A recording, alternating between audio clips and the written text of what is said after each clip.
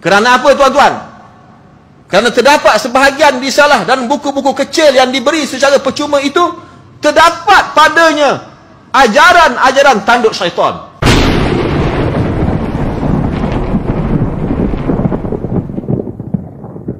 Bismillahirrahmanirrahim.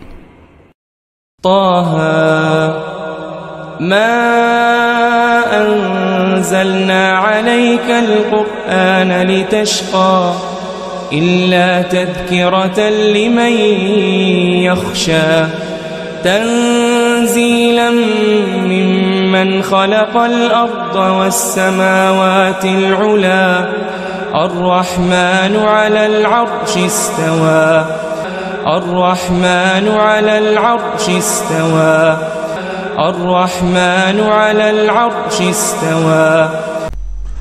بسم الله الرحمن الرحيم.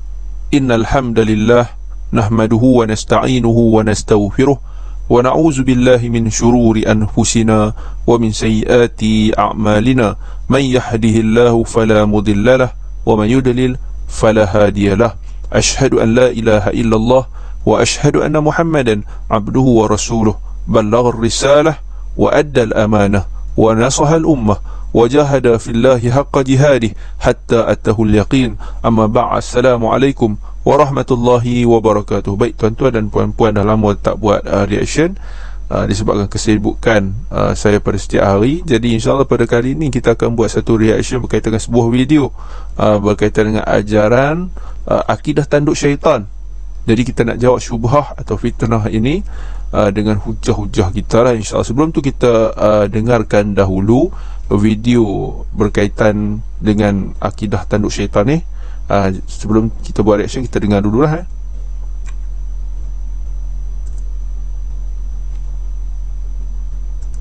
Bagi mereka yang sedang pulang selesai mengerjakan ibadah haji, janganlah bawa apa-apa unsur-unsur yang tertulis dalam risalah dan kitab-kitab kecil yang diedarkan secara percuma di sana, bawa balik ke tanah, ke rumah masing-masing, ke negeri masing-masing.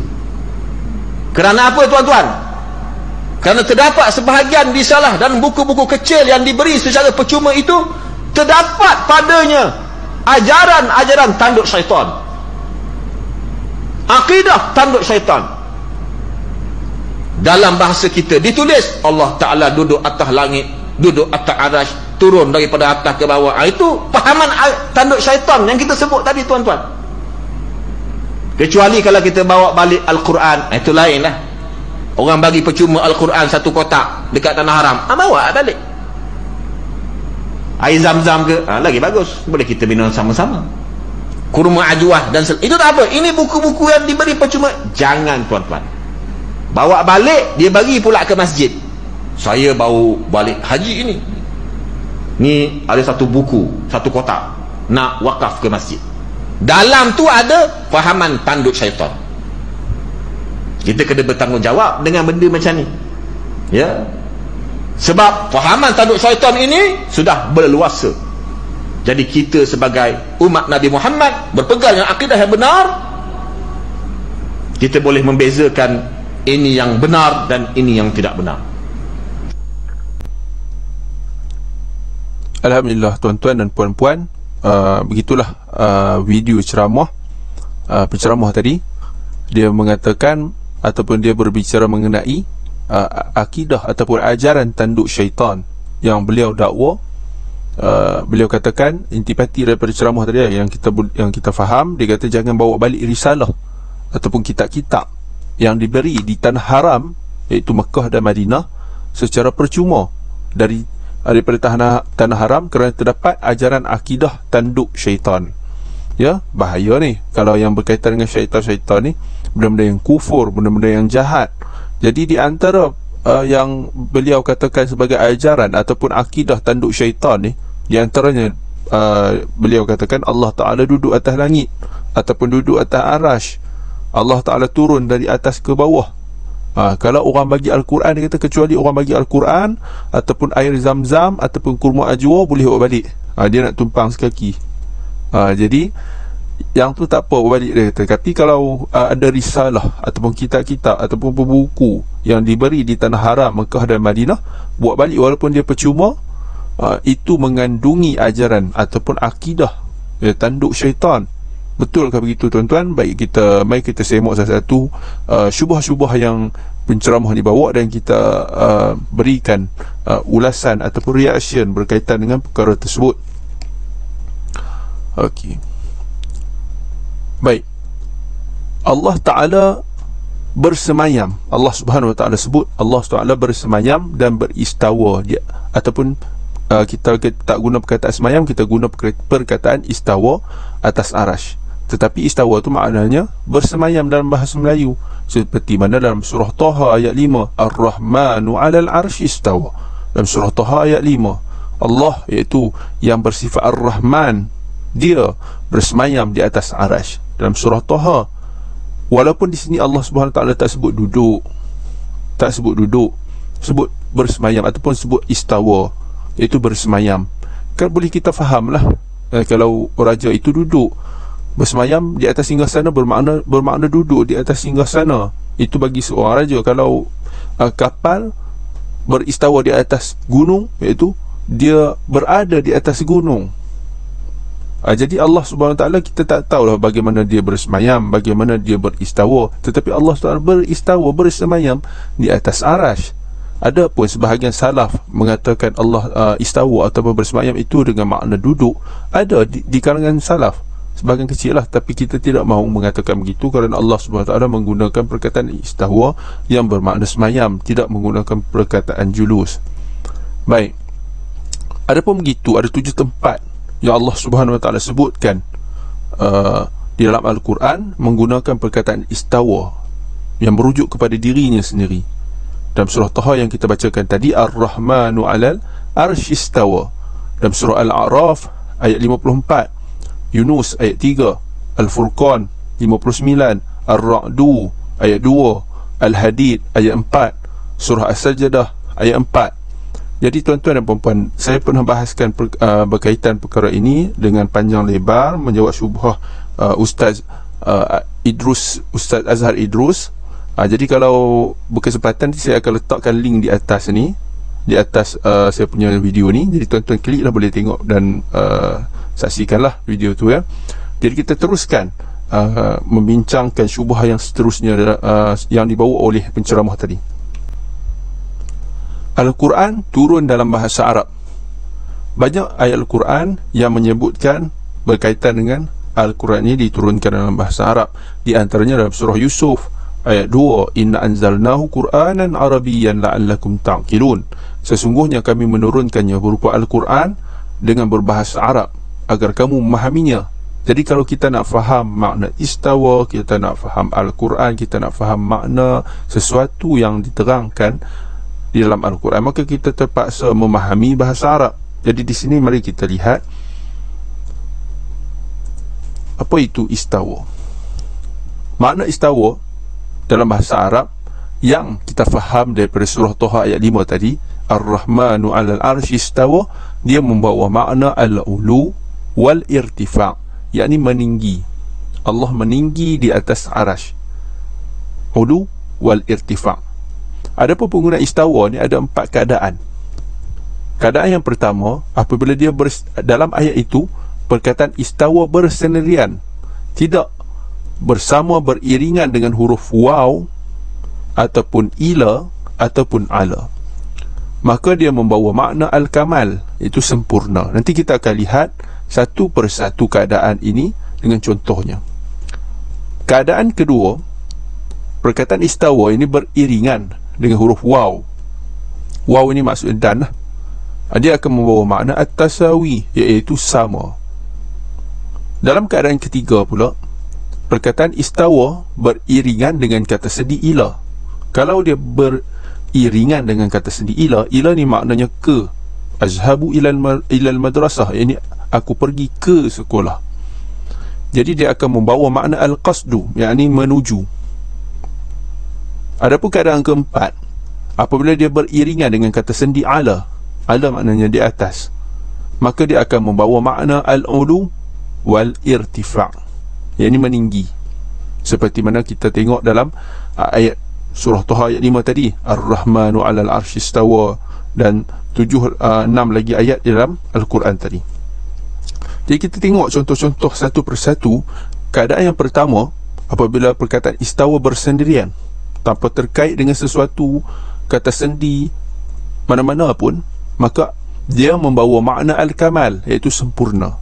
Seperti contoh dalam surah Al-Qasas ayat 14, walamma balagha ashuddahu wastawa atainahu hukman wa ilma. Dan ketika Musa, iaitu Nabi Musa alaihissalam, sampai ke peringkat umurnya yang cukup, kekuatannya dan sempurna kekuatannya, sempurna umurnya, kami beri kepadanya kebijaksanaan serta ilmu pengetahuan, maka ayat ini istawa membawa makna sempurna. Boleh rujuk surah Al-Qasas ayat 14. Seterusnya, dalam keadaan kedua, apabila istawa ini beriringan dengan huruf waw, dia membawa makna at-tasawi, yakni sama. Seperti mana kata orang Arab, istawal ma'u wal atabah, yakni telah sama, air naik sampailah sama paras air dengan bendul pintu. Istawa di sini membawa makna sama, yakni sama paras air dengan bendul pintu. Jika dia bersama dengan waw, maka dia membawa makna at-tasawi, iaitu sama. Dalam keadaan ketiga, dia beriringan dengan kata sendi ila. Istawa beriringan dalam satu ayat dengan kata sendi ila, iaitu ke. Dia membawa makna al-qasdu, yakni menuju. Seperti dalam surah Fussilat ayat 11, summa stawa ila sama, yakni kemudian Allah menuju ke langit. Dia menuju ke langit. Perkataan istawa diiringi ataupun dia diteman oleh kata sendi ila dalam ayat itu, maka dia membawa makna menuju atau tujuan, tempat tujuannya itu. Kemudian kita pergi kepada keadaan yang keempat, apabila perkataan istawa itu beriringan dengan kata sendi ala. Ala maknanya atas, di atas. Dia akan membawa maksud al-ulu wal irtifaq, iaitu meninggi, berada di atas, meninggi di atas. Ar-Rahmanu 'alal 'arsy istawa, seperti mana kita baca tadi surah Taha ayat 5 tadi, yang bermaksud Allah, iaitu Tuhan yang Maha Pemurah, yang bersemayam, yakni meninggi di atas arasy. Boleh rujuk surah Taha ayat 5. Ada orang kata tak faham lah. Kita tengok berkaitan perbincangan ini, lukis boleh lukis. Jadi saya tak mau lukis, saya bawakan gambar supaya jelas kita boleh melihat apa yang dimaksudkan penggunaan istawa ala. Dalam surah Al-Fat ayat 29, Allah SWT menyebut fastawa ala sukihi. Surah ini menerangkan konteks perilaku orang-orang mukmin di antara bersama dengan orang mukmin. Maka sahabat-sahabat Nabi lah pada ketika zaman Nabi SAW, sifat-sifat orang mukmin di kalangan sahabat ni, mereka dianalogikan seperti ini. Maka saya potong ayat ni, kita tengok maknanya. Maka tunas itu, Allah SWT sebut, maka tunas itu tegak lurus di atas pangkal batangnya. Di sini kita lihat tunas itu tumbuh di atas pangkal batang. Dia berada di atas pangkal batang, pangkal batang pokok. Maka Allah SWT guna istawa ala sukihi. Dia istawa di atas, beristawa di atas batangnya, ini berada tegak lurus, berada di atas batangnya. Bukannya berada di bawah. Batang tidak berada di atas tunas, tetapi tunas berada di atas batang. Bila kata tunas berada di atas batang, begitulah keadaannya. Ini yang kita boleh dapat faham lah. Kemudian kita lihat lagi ayat dalam surah Hud, Allah guna kata istawa ala juga, wastawat alal judi. Ini berkaitan dengan penceritaan berkaitan dengan bahtera Nabi Nuh alaihissalam, itu, dan bahtera Nabi Nuh itu pun menetap di atas gunung Judi, berlabuh di atas gunung Judi. Yakni bila dia menggunakan, Allah SWT menggunakan istawat ala alal judi, ini kapal itu berada di atas gunung Judi. Dia tidak berada di bawah, tidak berada di bawah di kanan, ataupun berada di bawah di kiri, ataupun wujud tetapi tidak bertempat. Tidak. Yang dimaksudkan dengan istawa ala itu berada di atas. Kemudian kita lihat lagi syubhah dalam video itu penceramah itu mengatakan bahawasanya yang Allah Subhanahu Wa Taala ini tidak berada di langit. Yang mengatakan berada di langit ini adalah akidah tanduk syaitan. Na'udzubillah min zalik lah. Ya, sebab ayat ini, ini ayat dalam surah Al-Mulk ayat ke-16 dan ke-17 menerangkan bahawasanya Allah SWT berada di langit. Ya, ajaran ini bukan ajaran tanduk syaitan, bukan ajaran akidah sesat, tetapi ajaran daripada Al-Quran dan juga ajaran daripada hadis Nabi SAW. Dalam surah Al-Mulk ayat 16 dan 17, Allah SWT berfirman, "Aamintum man fis samai an yakhsifa bikumul arda fa idza hiya tamur." Sambung lagi ayat yang ke-17, "Amintum man fis samai an yursila alaikum hasiba fasata'lamuna kaifa nadhir." Maksudnya, patutkah kamu berasa aman, yakni tidak takut kepada yang di langit, dalam kurungan Allah. Dalam kalau kita tengok dalam bahasa Arab itu, saya kuningkan man itu yang ataupun siapa ataupun yang, dalam kurungannya Allah lah. Yang di langit itu menunggang balik bumi menimbus kamu, lalu bergegarlah bumi itu dengan serta-merta melenyapkan kamu di bawahnya. Itu ayat 16. Sambung di ayat yang ke-17, atau patutkah kamu berasa aman, yang ini tidak takut kepada yang di langit itu, dalam kurungan Allah menghantarkan kepada kamu angin ribut yang menghujani kamu dengan batu, maka dengan itu kamu akan mengetahui kelak bagaimana buruknya kesan amaranku. Surah Al-Mulk ayat 17. Dalam tafsir yang terkemudian, ini tafsir yang zaman yang terkemudian, yang bau-bau, maka mereka menafsirkan yang di langit itu adalah malaikat. Itu adalah tafsiran yang tidak begitu tepat, kerana Allah Subhanahu Wa Taala, tengok ayat yang ke-17 ini, yang menghantar kepada kamu angin ribut. Malaikat tidak menghantar, malaikat diutuskan. Yang menghantar itu Allah Subhanahu Wa Taala.